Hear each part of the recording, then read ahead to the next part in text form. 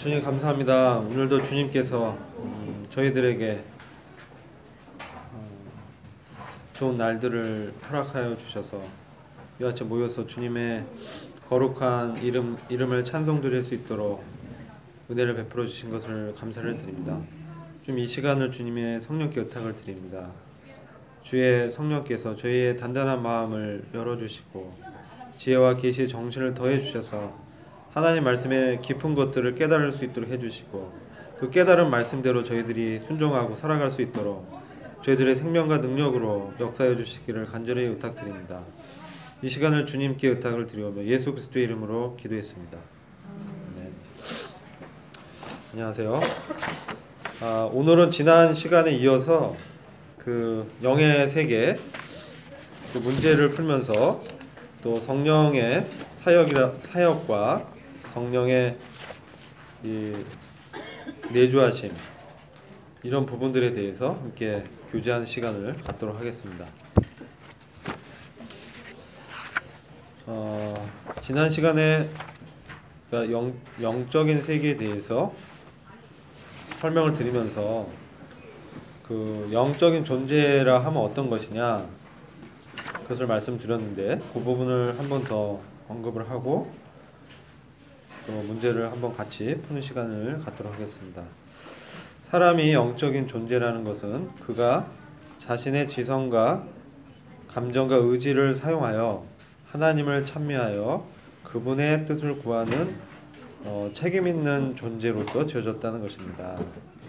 그래서 저희가 하나님께 영광을 돌리고 또 찬미를 드리는 그런 창조의 목적을 이루기 위해서 저희가 지어졌고 또 그것을 저희의 그 지성, 저희의 이성, 또 감정, 의지를 사용해서 그렇게 할 수 있도록 하는 그 책임이 주어졌다는 것입니다. 그리고 특별히 그 천사, 또 수랍, 그룹, 미가엘, 또 가브리엘, 루시퍼에 대해서 제가 지난 시간에 함께 나눴고요. 지난 시간에 이제 주님 안에 거한다는 것에 대해서 자신의 뜻을 그분께 복종하고 그분의 말씀을 마음에 두며 이 세상을 그분의 중심으로 살아가는 것을 말한다라고 교제했습니다. 그리고 고린도전서에 나오는 그 2장에 나오는 그 세 가지 이 부류에 대해서 잠깐 나눴는데요. 신령한 자, 육신에 속한 자, 또 본성에 속한 자에 대해서 저희가 나눴죠. 이번 시간은 문제를 한번 같이 풀면서 그 의미에 대해서 같이 나누는 시간을 갖도록 하겠습니다.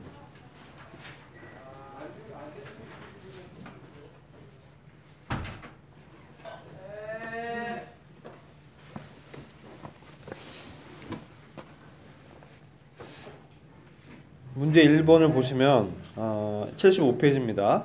문제 1번 천사들이 하는 일들은 어떤 것이 있는지요?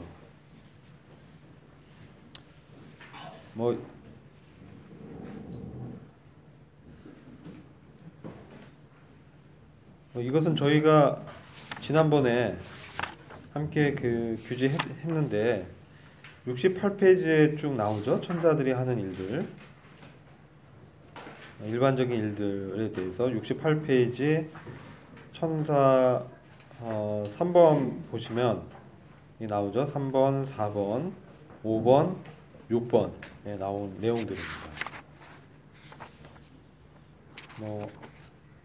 그 내용으로 정리를 하면 되는데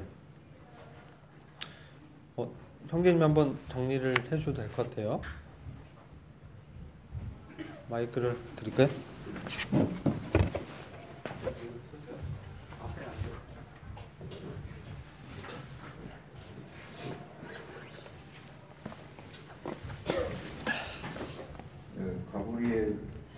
가브리엘 천사장은 일단 하나님의 전령 역할을 한 천사장이라고 하고요.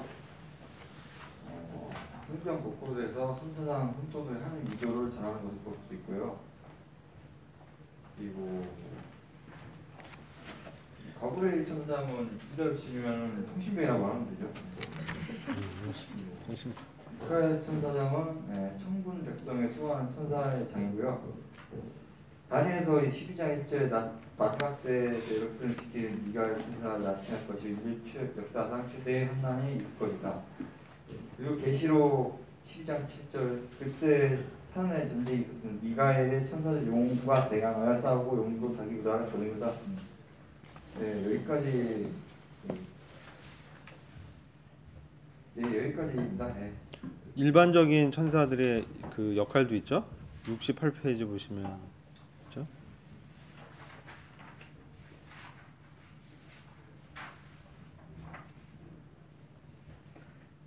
형제님이 이제 뛰어난 세 존재의 그 역할을 말씀해 주셨고, 미가엘, 가브리엘, 이제 루시퍼는 이제 타락한 천사죠. 타락한 천사이기 때문에 사탄 마귀고, 일반적으로 천사들의 역할이라고 하면 그 68페이지에 보시면 나와 있죠. 그 세 번째부터 보시면 그 천사들은 구원의 상속자가 될 사람들에게 수종을 드는 역할을 하고요. 또 천사들 역시 피조물이기 때문에 하나님을 찬양하는 것은 기본적인 또 역할이고, 또 사악한 자들에게 하나님의 진노를 수행하는, 심판을 집행하는 그런 역할이 있고, 다섯 번째 보시면 마태복음 24장에 나온 바와 같이 장래 미래에 그 택하신 자들을 불러 모으는 그런 역할을 합니다. 특별히 이제 이스라엘의 선택된 자들을 불러 모으는 역할을 천사들이 할 것으로 말씀하고 있습니다. 어떻게 천사들이 이런 역할을 할 것이냐? 이것은 하나님의 어떤 섭리적으로 되어지리라 이 생각이 되는데, 정말 천사들을 사람의 모양으로 보내서 그들을 이렇게 부를 수 있고, 또 그렇지 않다면 또 다른 그 여러 가지 환경과 방법을 통해서 천사들이 역할을 해서 이스라엘 백성들을 모으는 하나님의 이 뜻에 따라서 이 역할을 할 것이다, 이렇게 볼 수가 있습니다. 그리고 이 성도들을 돕는 역할을 또 천사들이 하고 있는 것을 이렇게 말씀을 통해서 보게 되죠. 열왕기상 19장 4절부터 8절 보면 로뎀나무에서 죽기를 청했던 엘리야를 하나님이 천사를 보내셔서 먹을 것을 공급하는 이런 것들을 이렇게 보게 됩니다. 그래서 이런 영적 존재들에게 맡겨진 일들이 있고 그런 일들을 한다라고 정리를 할 수 있고요. 두 번째, 신령한 자와 육신에 속한 자에 대해서 설명해 보는 그런 문제입니다. 75페이지입니다. 신령한 자와 육신에 속한 자에 대해서 우리가 나누는 부분인데요.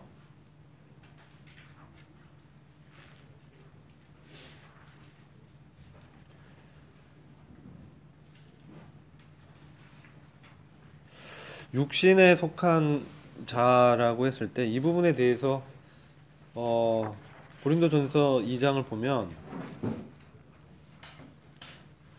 그 시기와 다툼과 나눔이 있었지 않습니까? 또 나는 누구에게 속했다라고 하면서 분열이 있었고, 그러면서 그들에 대해서 사도 바울이 너희가 육신에 속한 자다라고 하면서 설명을 쭉 하고 있는데, 이 육신에 속한 자에 대해서 한번 저희들이 성경적으로 한번 살펴볼 필요가 있습니다.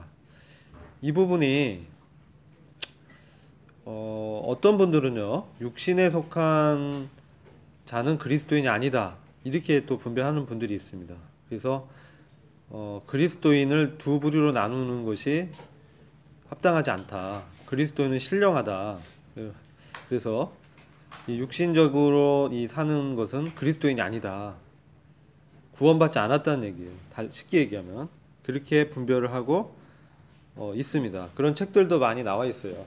그래서 시중에 가면은 뭐 온전한 복음, 뭐 참복음, 거짓복음, 불완전한 복음 이렇게 나오면서 육신적인 열매들을 맺는 그 그리스도인들에 대해서 구원받지 않는 것으로 보고 있는 분들도 있습니다.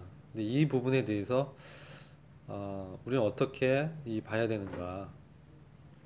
어려운 문제죠. 교회 안에서도 이런 부분이 있고 판단할 수도 있고 기독 교계에서도 이런 분별 때문에 어려움을 초래하는 경우도 종종 이제 발견하게 되는데 여러분들 어떻게 생각하시는지 한번 돌아가면서 영적인 자, 신령한 자, 또 육신에 속한 자 이런 부분들을 한번 어떻게 생각하시는지 듣고 싶습니다. 오용자매님도 앞에 계십니다. 그럴 줄 알았어요. 처음에 안 불러주면 또 삐지지. 근데 저는 저 자신을 봐더라도 이게 뭐 이쪽은 이 사람은 육신에만 속한 사람, 저 사람은 영에 속한 사람이 아니라 제 자신을 봐더라도 그러니까 순간순간 틀린 것 같아요. 그러니까 육에 속한 사람은 자기 생각대로, 그러니까 내가 원하는 대로 말씀을 내 쪽에서 취하는 거예요. 그러니까 제가 항상 잘 표현하는 게 저 자신한테도 그러니까 말씀은 코 걸면 코걸이, 귀에 걸면 귀걸이, 그러니까 이어령 비어령으로 그냥 내가 원하는 쪽에서 이렇게 말씀을 취해서 그냥 뭐 구원받은 지 조금 좀 된 사람이기 때문에 그냥 뭐 말씀 이러기 때문에 뭐 이래야 되고 저래야 되고 근데 그거는 아닌 것 같아요. 그러니까는 제가 지금 뭐 있을 때 어떨 때는 하루에도 몇 번씩 내가 영에 속할 수도 있고 육에 속할 수도 있는데 그 차이가 내가 얼마큼 내 생각을 하나님께 맞춰서 내 생각을 굴복시키느냐. 그럴 때 정말 구원받은 지 얼마 안 된 형제 자매라 할지라도 자기 생각을 부인하고 하나님께 나가는 사람은 영에 속한 사람이고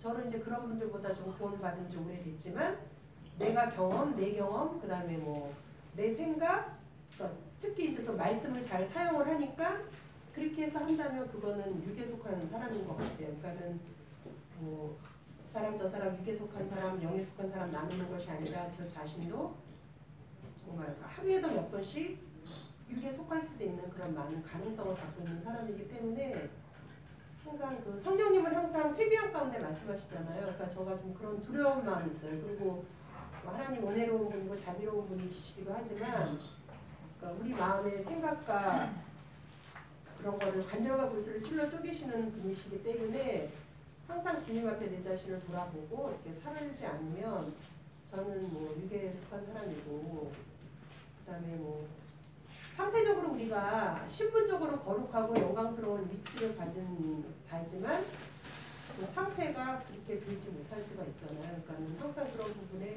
저를 좀 생각을 하고 있어요. 개인적으로.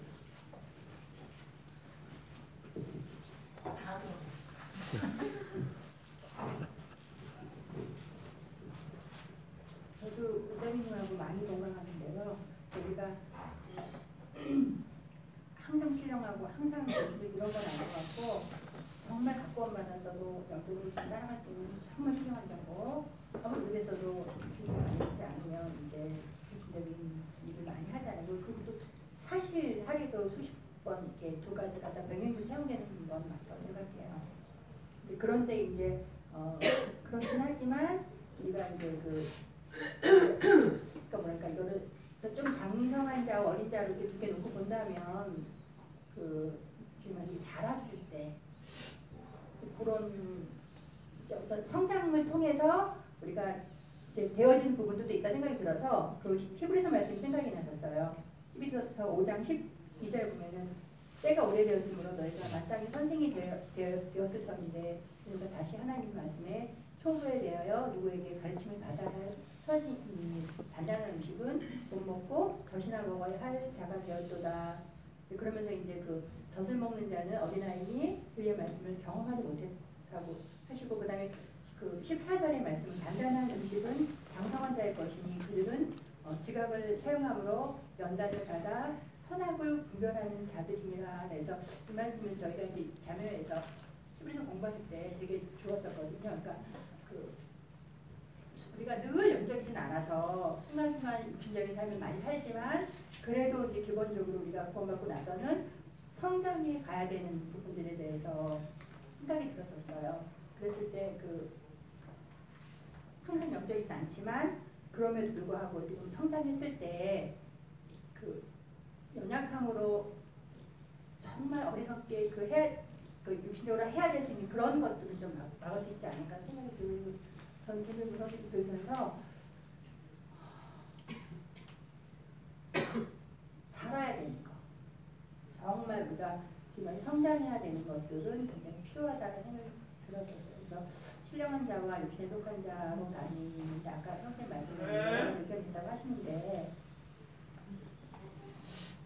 그러니까 영적으로 아직 미성숙한 것이 그러니까 이제 육신적이라는. 표현하면 장성한 자와 아직 어린 자. 예, 그때 그 어리다고 하는 건 각본받았기 때문에 어리다는 게 아니라 그 오래됐기 때문에 뭐 장성하다는 게 아니라 주님 말씀을 사모하면서 자라가면서 어떤 사람은 각본받아서 얼마 안 됐지만 정말 장성해서 지각을 사용할 수 있는 육신적으로 행동할 때가 너무 많지만 지각을 사용해서 하나님 말씀 분별할 수 있는 능력을 가질 수도 있고 어떤 성도는 정말 30년 됐어도 정말 아이와 같이 그게 이제 제 모습이잖아요. 그래서 이렇게 사모가 되면서 그리고 또 사람이 그런 것 같아요. 어떤 성도는 되게 신령한 성도긴 한데 그렇다고 모든 거에 다 신령한 건 아닌 것 같아요. 다 장성한 건 아닌 것 같아요. 그러니까 10가지가 있으면 10가지 중에 그분의 연약함, 장성하지만 그 개인의 연약함을 갖고 어떤 거는 저렇게 장성한 성도가 저렇게 연약하게 했을까 하는데 또 그걸 제가 알았는데 그 모습을 저한테 많이 보게 되더라고요. 어떤 부분은 좀 잘한 부분이 있지만 어떤 부분은 정말 교회 초보에 있는 그런 똑같이 이렇게 우리가 올라가는 게 아니라 어느 부분은 굉장히 바닥에서 정말 각권받은 정말 너무나 어린아이 같은 그런 모습들을 저한테 보게 되는 게 되게 많더라고요. 근데 하여튼간에 그러할지라도 우리가 말씀 안에서 자랐을 때 시간을 사용할 수 있는 게 아닌가 생각이 듭니다. 네. 네, 감사합니다. 같은 말씀인데 이제 이 신령한 자, 육신에 속한 자, 처음에 딱 받아들일 때는 근데 우리는 신성도 보여요. 처음에 내 자신이 구원받았을 때 그때 첫 구원받으면 성화가 되어졌다라는 그러니까 과정 중에 있는 것보다는 결과로 먼저 받아들였을 때 나타나는 모습 같아요. 그래서 믿지 않는 자들도 구원받은 자들이 어떻게 저렇게 삶을 살 수 있어 이렇게 표현하지만 동일하게 구원받은 저희들도 이렇게 오래된 자들을 보면서 그렇게 판단을 많이 하는 경우가 있는 것 같아요. 근데 실질적으로 성경에서는 조금 전에 자매님들 말씀하신 것처럼 그러니까 미성숙해지냐 성숙해지냐 그러니까 구원받은 연수와 상관없이 정말 주님과 그러니까 뒤에 말씀도 나오지만 이 예수님과 주님과 온전한 연합 가운데에서 정말 주님의 양식을 살을 먹고 생수를 먹었을 때 그때 나타나는 성령으로 말미암아 드러나는 그런 성품들이 반복되어져서 자라갔을 때 우리가 이제 그때는 장성한 자의 모습이고 그것이 오래되었다 할지라도 그 훈련이 되어지지 않고 내 인격이 그냥 나타났을 때는 어린아이와 같은 자, 그것이 육신에 속한 자라는 생각이 저도 개인적으로 많이 들더라고요. 그래서 우리 거듭나는 그리스도인들도 때로는 제 자신도 그렇고 제 의지를 들여서 자꾸 참게 되어지고 인내하게 되어지고 또한 그랬을 때 이것이 내가 성품이 변화되었다라고 착각하는 경우가 상당히 많더라고요. 그래서 그랬을 때 나는 이제 어느 정도 주님의 성품과 닮아가고 있을까 이 정도는 처리가 되었겠지라고 생각했을 때 사실은 그거는 제 착각이었고 정말 온전한 것이 주님으로 말미암아 성령으로 우리가 내 성품이 연단이 되어져서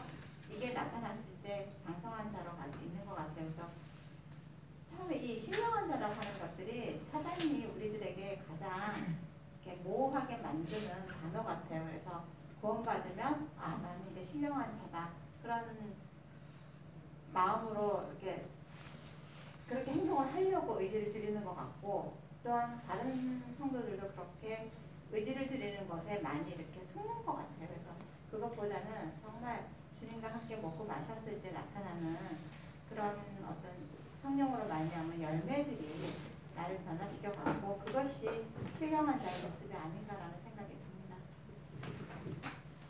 네, 감사합니다. 저도 오늘 아침에 저희 남편 말씀 많이 수정 안 하고 자기 의견만 옳다고 주장하는 사람이 육에 속한 사람한테 던지고 그래서 실패하고 잘못했고 자기 말을 안 들어서 집안에 지구가 다 육에 속한 자라고 그래서 아 정말 인정하고요. 진짜 저도 이제 신령한 영에 속한 자리가 육신에 속한 왔다 갔다 하는 자리입니다. 그래서 어떤 분이 그러시더라고요. 이 새벽에 갓 잠이 깼을 때 그때 이게 말씀을 대하는 게 가장 육신이 제일 정신이 없을 때 육신이 제일 미약하게 활동할 때가 갓 잠에서 깰 때래요. 그리고 정신이 막 정신을 차리지 않을 때 바로 말씀을 봐서 이 육신의 그런 거를 제어하는 게 그래서 아침에 큐티라는 게 좋다 이런 이제 우스갯소리를 들은 얘기를 하려는데 저도 늘 이제 왔다 갔다 하고 근데 정말 누구를 섬기는가 나 자신을 섬기는 그러니까 주로 나에게 초점이 맞춰져 있고 주님을 주제권이 주님을 섬기는 것이 아니라 나에게 관심을 가지고 나를 섬길 때 주님을 향해서 이렇게 주님을 바라보지 않는 때가 많은 것 같아요. 그래서 주님을 주님으로 주인으로 섬기고 또 왕으로 정말 제가 섬길 대상이 주님이라는 사실을 늘 인식하지 못할 때 정말 항상 나 자신을 주목하고 어린아이와 같은 그런 제 모습을 이렇게 많이 보는 것 같아요.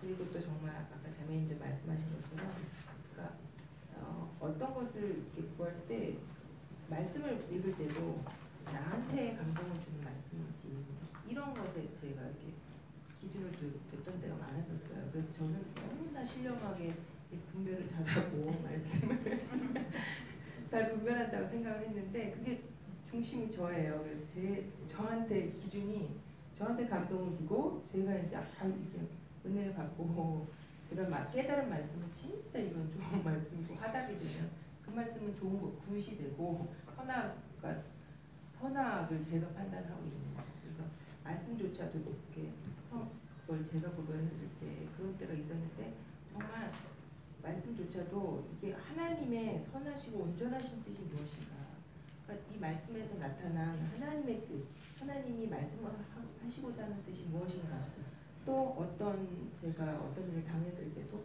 이 하나님의 뜻이 무엇인지 이 일을 통해서 하나님이 저에게 바라시는 뜻이 무엇인가에 정말 민감하게 이렇게 깨어서 이렇게 생각하지 않고 정신을 차리지 않으면 항상 이제 제 자신에게로 자꾸 이렇게 제 관심을 기울이고 그렇게 행할 때가 너무 많은 것 같아요. 그래서 정말 말씀 앞에 주님의 그 왕대심 앞에 항상 이제 그런 무릎 꿇고 주님 말씀 앞에 이렇게 나아가는 것이 이렇게 저한테는 참 필요하다 이런 생각을 해봤습니다.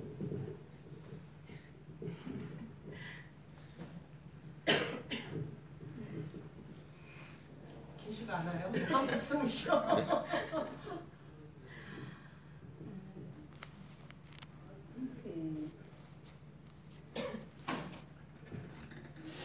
육신으로는 하나님을 기쁘시게 할 것이 아무것도 없기 때문에 정말 그리스도로 죽게 하시고 그리스도에 연합하고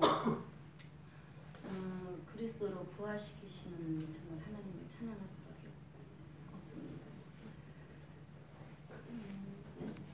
빌립보서의 그 2장 12절에 보면 그러므로 나의 사랑하는 자들아 너희가 나 있을 때뿐 아니라 더욱 지금 나 없을 때에도 항상 걱정하여 두렵고 떨림으로 너희 구원을 이루라는 뜻으로 살펴보고 있습니다.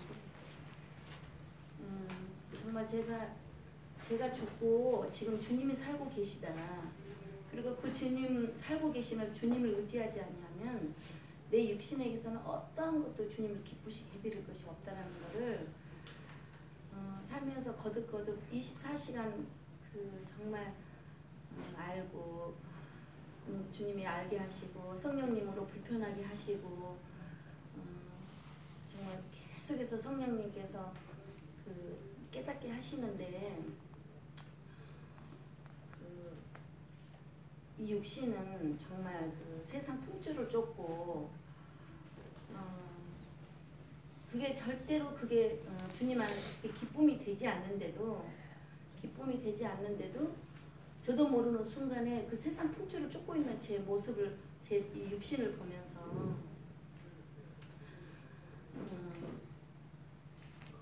영에 속해 있다라는 것은 바로 정말로 내 안에 그리스도께서 사신다. 정말 주님이 사시도록 그 복종하는 거, 주님께 복종하는 거. 그랬을 때만이 제 안에서 우리가 그 영에 속해서 사는.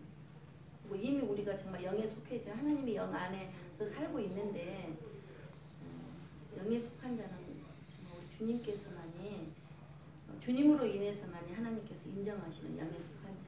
저희들은 다 이미 영에 속해져 있는데 그 주님 앞에 복종하지 못함으로 인해서 자꾸 저희들이 육이 나오는. 그래서 정말로 주님 앞에 두려움과 떨림으로 구원을 이루어가는 정말 그러한 신앙생활이 되지 않을까 그렇습니다.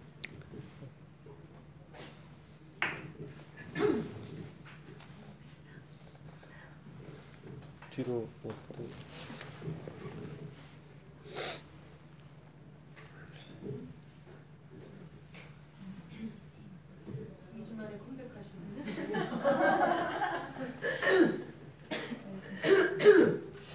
제가 지금 3주 만에 지금 참여하는 것 같아요. 근데 제가 이 본문을 솔직히 이렇게 잘 읽어보지를 못했어요.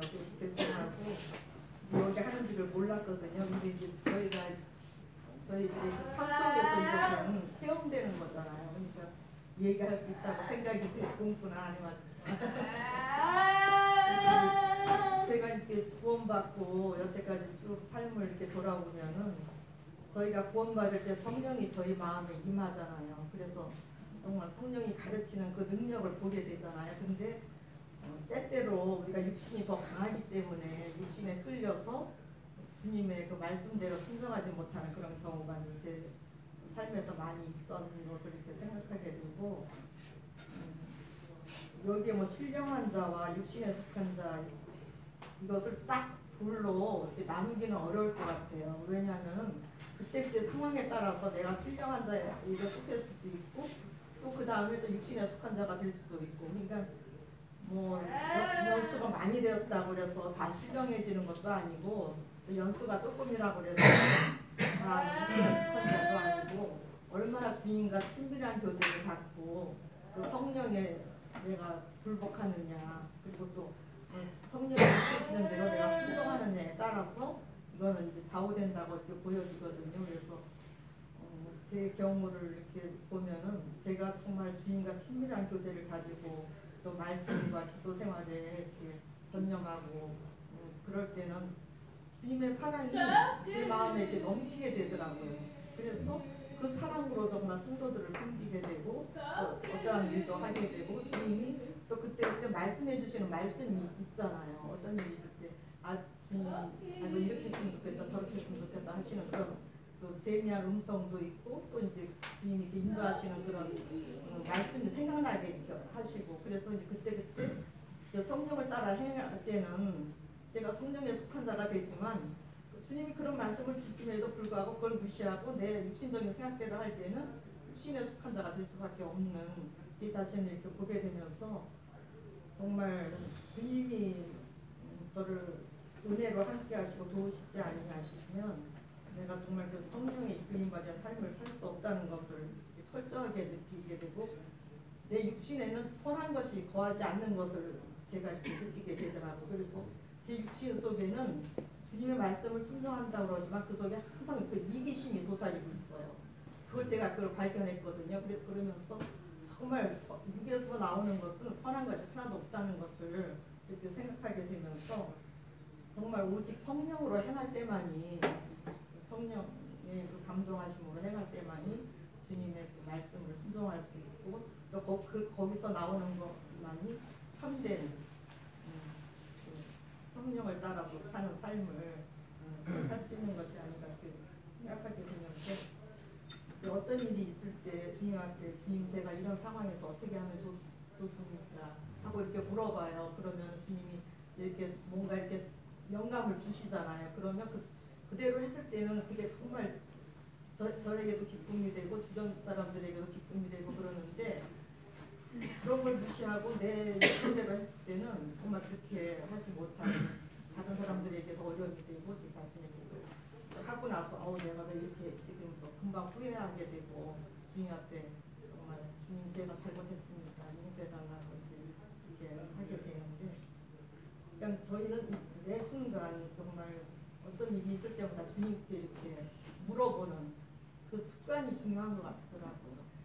그래서 그렇게 했을 때 조금씩 더 물어봄으로 말미암아 10% 했던 것이 20%, 30%, 40% 이렇게 더 이렇게 앞으로 나아가 진전되는 것이 아닌가. 그래서 뭐 상태가 안 좋을 때는 뭐 주님이 말씀하셔도 말씀하는 그 세미한 음성을 듣지도 못하고 그냥 내 맘대로 할 때가 있는 제 자신을 이렇게 보게 되면서 정말 특별한 방법은 없는 것 같아요. 얼마나 주님 앞에 겸손히 엎드리고 주님의 세미한 음성을 듣고 거기에 순종하느냐에 달려있는 것 같아요. 그래서 여기서 정말 육신의 속한 자와 신령한 자에 대한 것은 우리가 항상 어떻게 선택하느냐, 매 순간 어떻게 선택하느냐에 따라서 그 삶이 달라진다고 보여집니다. 이상입니다.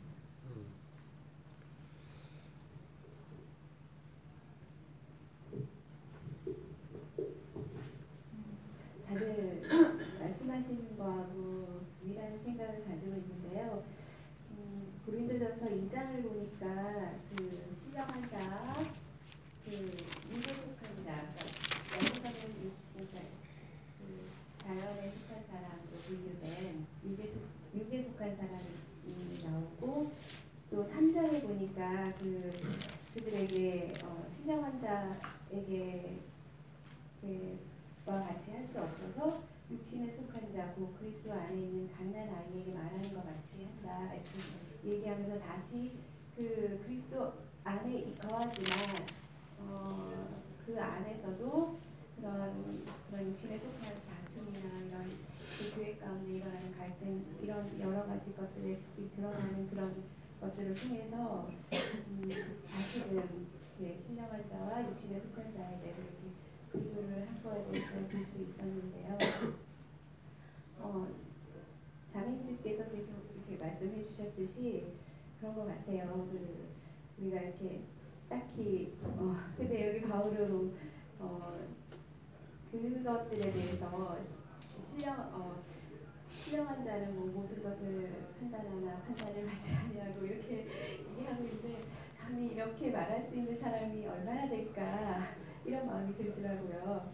그리고 정말 우리가 참 그리스도의 은혜로 말미암아 구원받고 그분이 주신 새 생명으로 또 살아감에 있어서 또 우리 안에 성령으로 거하시는 그분께서 하나님 말씀을 우리에게 생각나게 해주시고 또 주님의 사랑에 대해서 기억하면서 참 정말 죽을 수밖에 없는 자를 사랑하시고 또 주신 그 주님의 사랑에 의해서 이제는 그 전에 열심과 동기가 다른 사랑을 할 수 있도록 주님께서 저의 삶을 이렇게 이끌어 가시는 그 인도하심에 순종해 갈 때, 그럴 때는 정말 신령한 자로서의 삶이 우리 가운데 드러나지만 그렇지 않고 주님께 의뢰하지 않고 기존에 알고 있던 내 생각과 내 지식으로 어떤 일들을 하고자 했을 때는 그것이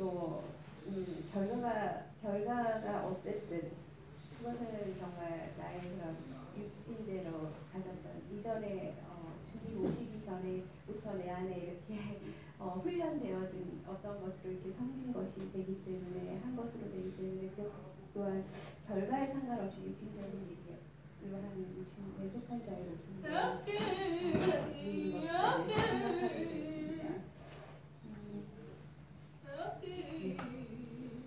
그래서 참 끊임없이 우리가 이제 정말 우리를 이끌어가는 그 주님과 매일매일 순간순간 등에게 굴복하지 않으면 언제든지 정말 육신에 속한 자로서 주님이 나타나고 그러는데 참 감사가 된 것은 그러할지라도 주님께서 저희를 끝까지 사랑하시고 인도에 가시는 그것으로 인해서 저희가 참 기쁘고 감사가 되는 것을 생각하게 됩니다. 이상입니다.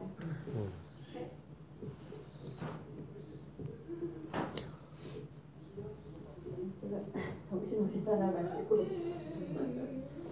엄마 때문에 맨날 며칠 밤을 새고 정신 하나도 없더라고요. 이제 정신 조금 나는데 이번에 밤을 새우고 엄마가 막 진짜 그 심장 판막 이상이 와서 밤새도록 잠을 못 자고 막 답답하고 해하고 막 계속 그러는데 제가 참 어떻게 아무것도 해줄 수 없는 게 너무 답답하더라고요. 오히려 그냥 엄마가 살려달라고 기도하시는데 제가 그냥 너무 이렇게 마음이 어쩔 수 없어가지고 같이 옆에서 기도해 줄 수밖에 없었고 지금 그 육신적인 것과 신령한 것에 대해서 지금 이야기들을 하고 있는데 저는 그 생각이 났어요. 정말 제 육신이 얼마나 이게 강력한 것인지 엄마는 밤새 잠을 못 자는데 저는 그냥 자고만 싶은 거예요. 너무 힘들고 피곤하고 막 기도도 안 나오더라고요 진짜. 그런 게 이 육신의 이 강력한 것을 제가 경험했고 정말 그것을 깨뜨리고 정말 주님 앞에 나아갈 때 신령한 자가 될 수 있지 않을까 그런 생각을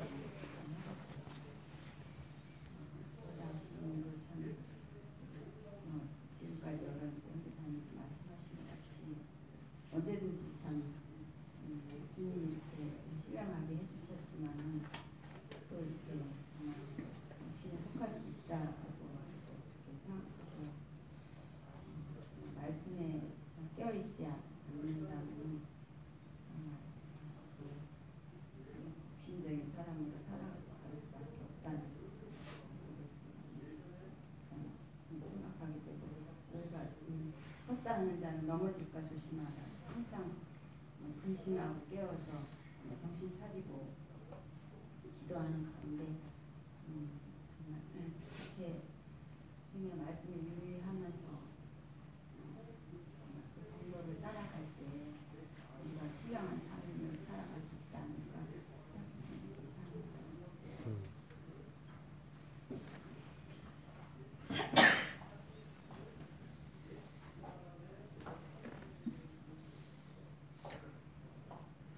형제님 뭐 나누신 마이크 없으신가요?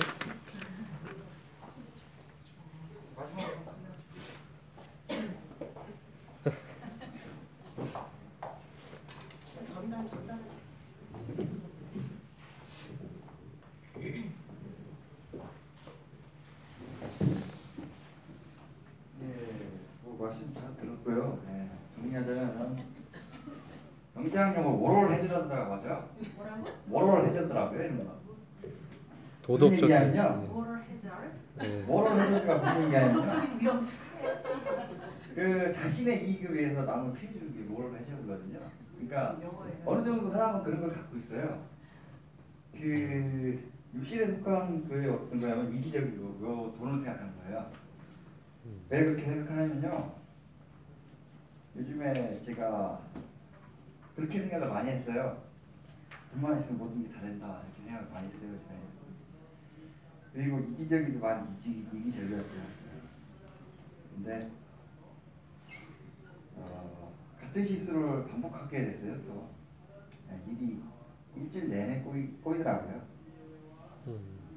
결국에 뭐 다 정리했는데 느낀 점이 있으면 일단은 제가 참을성이 별로 없었는데 참을성을 길러야 된다고 하는데 제가 길러진 게 아니라고요. 문제점은 뭐 일단 그게 대해서 책임지고 그만두게 됐는데 지금 이제 느낀 거는 이제는 같은 실수를 반복을 안 해야겠어요. 그리고 앞으로는 원칙적으로 하는 게 좋은 게 아니라는 걸 또 깨닫게 해줬고요. 앞으로는 좀 더 열심히 살아야죠. 이제는 돈보다는 말씀하고 성경 보고 깨달음 좀 얻으면서 살아야 될 것 같아요. 이상입니다. 감사합니다. 저희가 오늘은 이제 2번 문제 쭉 같이 이렇게 나눴습니다. 육신에 속한 자는 그리스도인인가, 이게 이제 부제고, 영적인 자와 또 즉 신령한 자와 육신에 속한 자가 어떤 건지 거의 형제자매님들이 비슷한 생각을 하고 있다라는 것을 저희가 발견하게 되죠. 구원 받았지만 우리 안에서 여전히 육신에 속한 열매들이 이게 나타나는 것을 이제 보게 되는 거죠. 그게 이제 로마서 7장의 그런 상황이지 않습니까? 거기를 보면 뭐 여러 가지 견해가 있지만 저희 모임에서 보는 것은 로마서 7장에 나타난 사람이 과연 그 사람이 구원 받은 사람이냐 아니냐, 바울의 경험이냐 아니냐, 이런 것들에 대한 견해가 있긴 하지만 저희가 이 경험적으로 봤을 때 구원 받아도 그런 상황이 나타날 수 있다라는 거죠. 그럼 우리의 위치는 그리스도 안에서 하늘에 앉혀진 자인데 이 땅에서 살아가는 데 있어서 육의 열매들이 나타나는 이런 부분들을 어떻게 해석해야 되고, 또 이런 부분들을 그러면 나타나지 않게 뭐 하는 어떤 다른 것이 있느냐. 근데 뭐 결론은 다른 어떤 뭐 그런 것이 아니라 성령의 인도함에 따라서 말씀을 순종하는, 이거 외에는 그리스도 안에서 그렇게 하는 것 외에는 방법이 없다. 우리가 그런 것에 끼어 있지 않고 내가 높아져 있고 또 내 중심적으로 하려고 한다면 언제든지 우리는 육신의 열매를 맺을 수밖에 없다. 우리 몸 안에 그러한 그 죄의 옛 습성들이 이 잔재처럼 남아있기 때문에 주님의 다시 오심으로 우리 몸이 완전한 구원을 받기 전까지는 피조물의 동일한 신음 아래 있다라는 거죠. 이런 고통 가운데 저희가 있기 때문에 주님을 더 바라보게 되고, 또 우리를 육신 안에 두셔서 그럼 주님 어떤 것을 이루시고자 하냐. 저는 이제 성경적으로 봐도 그렇고 저의 삶을 통해서 봐도 그렇고 내 안에 선한 것이 전혀 없고 우리의 약함이 오히려 그리스도의 능력이 나타나는 그 근거가 되기 때문에 우리가 여기 깊이 좌절하거나 여기에 침체 가운데 오래 빠져 있을 것이 아니라 그럴 때 그리스도를 바라보게 하시는 성령의 이 역사함에 내 자신을 드리는 이런 것들이 좀 더 나타나야 된다. 이런 삶이 이제 결국 깨어있는 삶이고, 순간순간 저도 제 의지와 뜻대로 하려고 한다면 형제님 말씀한 대로 넘어지게 하시죠. 그리스도인들 보면 오히려 더 일이 꼬이게 되고, 그게 그런 가운데 있을 때 전에 이제 주님을 원망하고 그러지만 결국 주님은 그 가운데 깨닫게 하는 것은, 저 같은 경우는 너는 그럴 수밖에 없는 죄성이 있는 자기 때문에 내가 너를 위해서 죽었다. 그리고 너와 함께 다시 살아났다. 그래서 주님 안에서 우리가 걷지 않으면 얼마든지 그럴 수 있다라는 거죠. 그래서 이 부분을 어떤 분들은 구원과 연관시켜서 구원받지 않았다라고 극단적으로 보신 분도 있어요. 이제 그건 육신에 속했다라는 말 자체가 그렇게, 우리 신분이 어떻게 육신에 속했냐 이렇게. 근데 신분과 상태를 같이 보게 되면 그렇게 접근을 할 수 있죠. 여기까지 좀 하고 다음 주는 저희가 야외 예배에서 야외 모이기 때문에 다음 주는 저희가 양육반을 못 하고요. 그 다음 주는 그 외국인 캠프가 있긴 하지만 그래도 이제 모이는 분들도 있으시기 때문에 계속해서 양육반을 할 거고요. 그리고 그 지난 시간 때 사도행전에 나타난 사도 바울의 이 삶을 통해서 성령의 그 인도하심을 어떻게 우리가 볼 수 있는가. 자, 그러니까 아까 어떤 자매이 히브리서 5장 말씀에 의의 말씀을 경험한다 이런 말씀하셨거든요. 의의 말씀을 경험한다. 그래서 우리가 말씀을 알고 그것을 경험하고 이 내 삶 가운데 나타나는 게 이제 장성한 자의 믿음의 분량으로 나아가는 건데, 말씀을 알거나 알지 못하는 경우, 또 알아도 그것을 경험하지 못한 경우, 이런 경우가 이제 아직 미숙한 거죠. 그리고 그런 건 이제 어린아이라고 얘기하는데, 그러면 말씀을 경험하려면 우리가 어떻게 해야 되냐?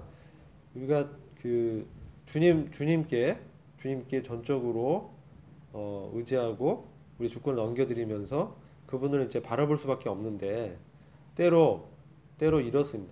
저 같은 경우 그러면 행동을 안 하면 또 말씀을 경험할 수가 없습니다. 이것도 하네요. 그래서 그럼 그 행동은 어떤 행동이냐? 의의 행동이죠. 의의 행동. 내 안에 그리스도께서 사시기 때문에 내 안에 그리스도의 생각과 동일한 마음을, 뜻을 갖고 있다면 그 말씀의 근거에서 내가 행했을 때, 요단강이 갈라졌잖아요.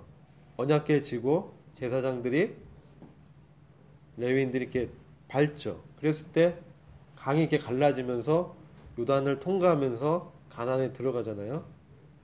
그런 것처럼 우리가 영적인 전쟁에서 그럼 이러한 영적인 실제를 어떻게 적용했을 때 우리 안에 더 그리스도의 생명이 생수의 강처럼 흘러 넘쳐 나올 수 있는가? 이런 것들을 저희가 좀 더 깊이 교제해야 할 필요성이 있다고 보여지고요. 그래서 우리가 어떤 원칙보다 실제 삶과 경험 속에서 말씀을 어떻게 적용해야 되는가. 왜냐하면 여러 견해들이 있기 때문에 그렇습니다. 어떤 분도 그렇게 보시기 때문에. 저 같은 경우는 제 분별은 우리가 말씀을 믿고 그 안에서 내가 그리스도께 복종된 마음으로 걸어 나갈 때, 내가 비록 실패하고 넘어져도 그 안에서 주님을 더 경험하게 되는 것을 보게 돼요. 그리고 어글러지고 잘못된 길로 갈지라도 빨리 주님께 고백하는 거, 고백하고 돌이켰을 때 주님의 은혜를 더 경험하게 되고, 결국 의의 말씀을 경험한다는 것은 주님의 은혜를 더 경험하는 것을 통해서 정말 내가 아니라 그리스도의 생명을 의지하도록 하나님께서 역사하신다는 거죠. 그런 상황에 두신다는 거죠. 이것이 이제 성도들의 삶 가운데 실질적으로 나타나는 이 간증들입니다.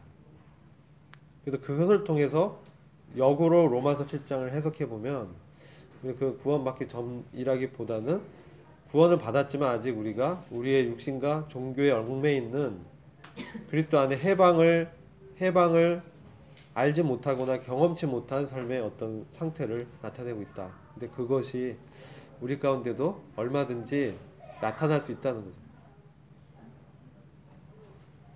형제님 좀 어려우시면 이따가 식사하시면서 같이 나눠도 돼요. 여기까지 하고요. 제가 이제 한 가지만 더 제가 문자로 보내드렸는데, 이거 한번 생각해 보십시오. 성령 충만과 성령 세례는 어떤 차이가 있는가? 한번 주중에 내가 성령 충만한 자인가? 성령 충만은 어떤 건가? 이것도 중요한 주제입니다. 한번 더 생각해 보시고, 이 가장 좋은 성경 공부 방법은 성경의 그 단어를 한번 쳐보세요. 그러면 그 단어에 관계된 구절들이 쭉 뜹니다. 예를 들어 성령으로 충만하다, 성령 충만 딱 치면 스데반이 성령에 충만하여 하늘을 봤을 때 서 계신 그리스도를 바라본 게 나타납니다. 이런 장면이라든지 그것을 묵상하면서 성령 충만이 무엇인가. 어떤 분들은 감정이 이제 감동으로 충만한 것을 성령 충만으로 보신 분도 있는데 그것만인가? 화두를 좀 던지고요. 다음 주에 뵙겠습니다. 이용 형제님께서 마무리 기도해 주시고 마치도록 하겠습니다. 네, 설명을 감사합니다. 오늘 이렇게 말씀을 주시고 나눌 수 있도록 해주셔서 감사드립니다. 제가 이 코인도에 대해서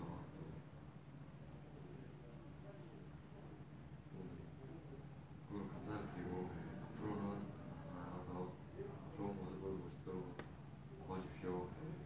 앞으로 남은 시간도 좋은 교제를 나누기 원하며 오늘 때 주였으므로 감사함을 드립니다. 아멘. 나중에 제가 이제 시간 되면 4년 전에 내가 막 검을 함부로 휘둘려서 사람을 한번